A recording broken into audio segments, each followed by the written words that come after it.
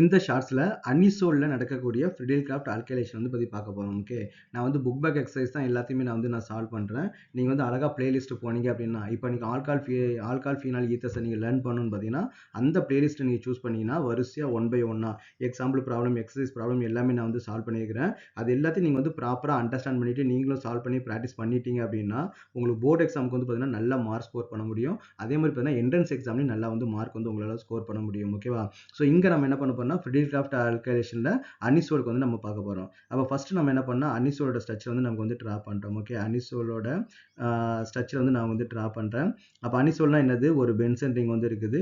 இங்கே நம்ம வந்து பார்த்தீங்கன்னா OCH வந்து நமக்கு வந்து இருக்குது. இது என்ன பண்ணால் ஆல்கைலேஷன். அப்போ ஆல்கைலேஷனுக்கு என்ன ரியேஜென்ட் அப்படின்னு வந்து பார்த்தீங்கன்னா CH3Cl வந்து நம்ம போடணும். அப்புறம் பார்த்தீங்கன்னா anhydrous.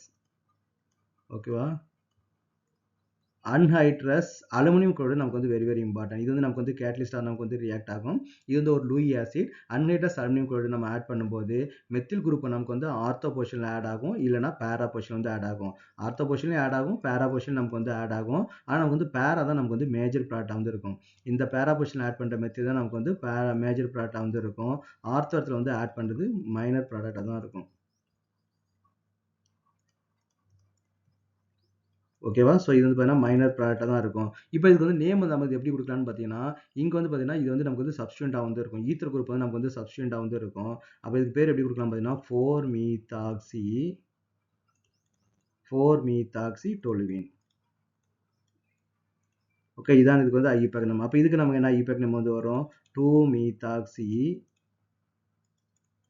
Okay, so 2-methoxy toluene வந்து நமக்கு வந்து வரும். சில ஸ்டூடெண்ட்ஸ் என்ன பண்ணுவாங்கன்னா இது ஐயூபேக் நேம் கேட்டிருந்தாங்க அப்படின்னா என்ன பண்ணுவாங்கன்னா 2-மெத்தில் அனிசோல்னு போடுவாங்க. ஓகேவா? 2-மெத்தில் அனிசோல் வந்து பார்த்தீங்கன்னா எக்ஸாக்ட் கரெக்ட் ஐயூபேக் நேம் வந்து கிடையாது. 2-methoxy toluene தான் நமக்கு வந்து எக்ஸாக்ட் கரெக்ட் ஐயூபேக் நேம். ஓகேவா? ஸோ இது வந்து பார்த்தீங்கன்னா இந்த வீடியோ எல்லாமே நமக்கு வந்து பிளேலிஸ்ட்டில் இருக்குது. பிளேலிஸ்ட் வந்து நீங்கள் 1 by 1 நீங்கள் வந்து சால்வ் பண்ணிட்டே வந்தீங்க அப்படின்னா உங்களுக்கு வந்து போர்டு எக்ஸாமுக்கும் ரொம்ப மோர் யூஸ்ஃபுல்லாக இருக்கும். அதே டைமில் என்ட்ரன்ஸ் எக்ஸாமுக்கும் நமக்கு வந்து ரொம்ப யூஸ்ஃபுல்லாக வந்து இருக்கும்.